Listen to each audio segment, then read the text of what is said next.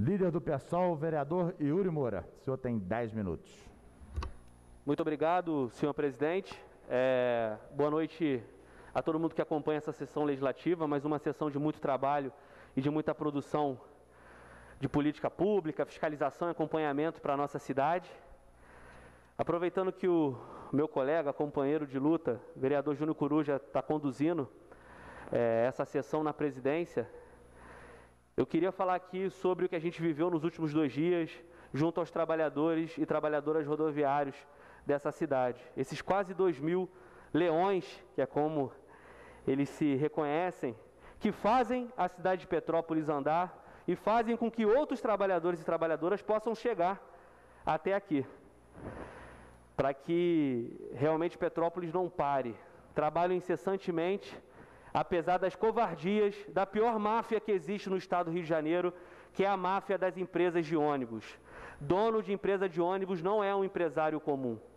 Dono de empresa de ônibus no estado do Rio de Janeiro, no geral, é envolvido com aquilo que a gente percebeu na FETranspetro. E aí não é só o vereador Yuri que está falando. São decisões judiciais que foram expedidas nos últimos anos e que prenderam donos de empresas de ônibus, deputados e até mesmo membros do judiciário envolvidos com mesadas, que essa máfia que tomou conta do transporte público do estado do Rio de Janeiro opera. Um absurdo a nossa cidade ter governo após governo, a renovação de permissões e concessões sem nenhum debate público, sem nenhuma atualização sobre a lei do Sistema Municipal de Transporte Público. Inclusive, quero aproveitar aqui esse debate para já anunciar junto dos meus colegas que a gente precisa sentar e conversar sobre a atualização da lei do Sistema Municipal de Transporte Público, que está totalmente defasada, vereador Ronaldo Ramos. Ela não dá conta. Um sistema caro, que cobra R$ 4,40 de tarifa para a nossa população, um sistema que tem a sua frota sucateada, um sistema na qual a CPTrans não consegue exercer uma fiscalização e multar as ilegalidades dessas empresas de ônibus, um sistema que está na mão dos interesses econômicos e financeiros desses empresários, mas que não leva em conta as solicitações das associações de moradores e comunidades. Tenho certeza que qualquer vereador aqui dessa casa sabe o quanto tem comunidade em Petrópolis na qual o ônibus não chega no final da rua, na qual o ônibus não sobe a última ladeira, numa cidade como a nossa, cheia de servidão de escadaria. Por quê? Porque quem conduz o sistema de transporte são as empresas de ônibus. E para ele não vale a pena fazer com que o ônibus vá até o final da rua. Essa covardia tem que acabar. E para isso, como o vereador Coruja faz muito bem, a gente tem que dar a cara a tapa. E eu queria pedir licença aqui só para retirar minha máscara. Não sei se quem acompanha a gente aí nas redes sociais vai ver. Eu estou com o rosto todo queimado de sol, peguei uma insolação, após ter ficado mais de 12 horas ao lado dos trabalhadores rodoviários na madrugada retrasada. Começamos 3 da manhã e fomos até as 4 da tarde, para tentarmos, assim, sermos atendidos pelos representantes da cidade real.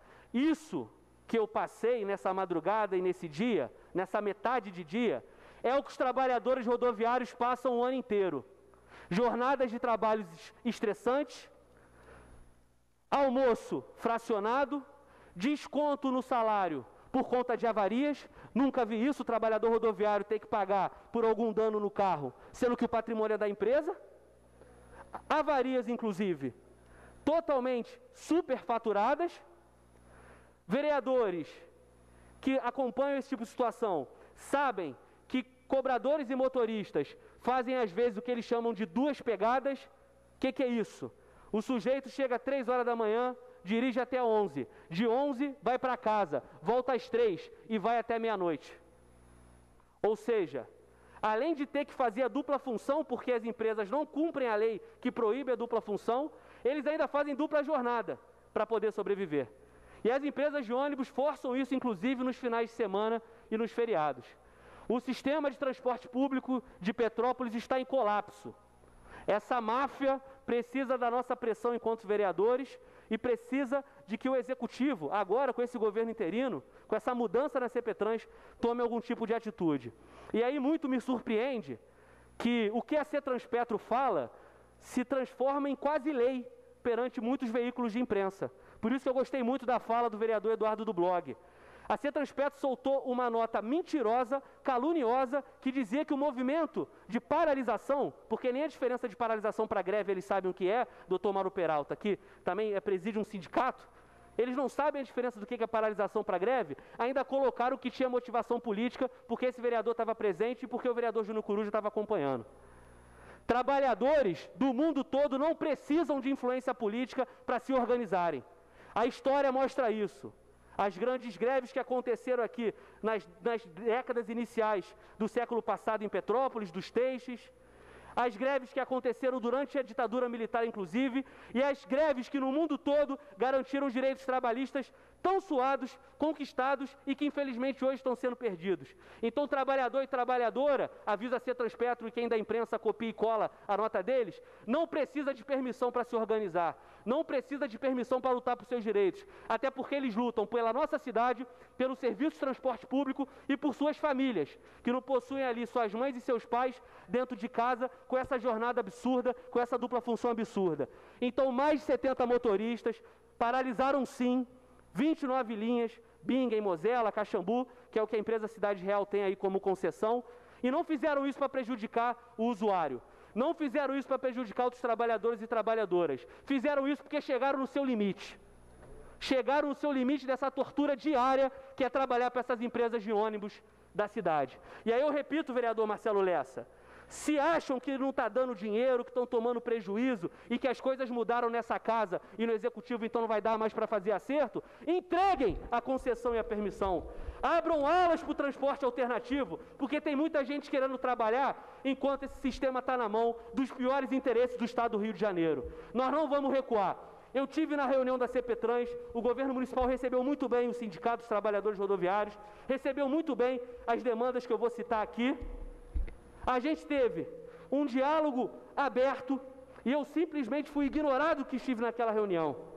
Eu fui ignorado que estive naquela greve. E eu quero avisar eles, eu sou professor, sou militante, estive junto da greve de 2017, sou parceiro dos sindicatos, mas hoje, Fred Procópio, meu presidente, eu sou vereador, não tenho influência política, eu fui colocado aqui pelo povo. Eu tenho cargo concedido pelo povo, assim como todos os meus pares. Então não tratem como influência política eleitoral aquilo que é feito por uma casa composta por pessoas eleitas pelo povo. Não admito esse desrespeito com o Poder Legislativo, não admito esse desrespeito com a autonomia que cada um dessa casa tem e vou continuar denunciando. E aí eu quero colocar aqui, como diz o meu colega Rodrigo Cronenberg, que é chefe de gabinete do vereador Júnior Coruja, a luta faz a lei. E essa paralisação que os rodoviários fizeram por 12 horas e retomaram nessa madrugada, foi concluída com um grande passo. Eles tinham uma série de reivindicações, boa parte delas serão discutidas no acordo coletivo que se inicia em março, né, a discussão aí do acordo coletivo. Tenho certeza que o sindicato vai estar firme lá para ajudar, mas é importante já apontar o que essa paralisação de mais de 70 rodoviários guerreiros trouxe para essa categoria. Vamos lá, ainda tenho tempo. Primeiro de tudo, foi uma coisa que eu falei quando os dirigentes da Cidade Real tomaram coragem depois de 12 horas de saírem lá de dentro. Nenhuma retaliação ao movimento de paralisação que foi feito nos 2 últimos dias. Conseguimos isso, vereador Marcelo Lessa. Não serão retalhados. Não será dado falta, não será dado abandono. Pelo contrário, conseguimos o reconhecimento que era uma manifestação legítima, apesar da Cetrans-Petro mentir na peça judicial que levou até a juíza, pedindo a retomada do sistema.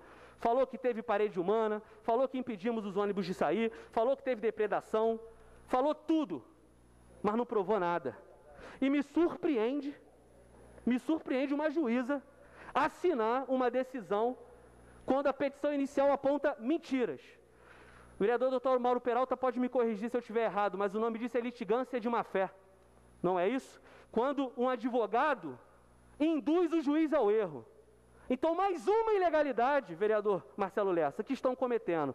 Mentiram sobre o movimento pacífico, inclusive o governo municipal percebeu isso e divulgou em nota que o movimento era pacífico e que os ônibus só não saíram porque não tinha motorista para dirigir, porque os motoristas estavam paralisados.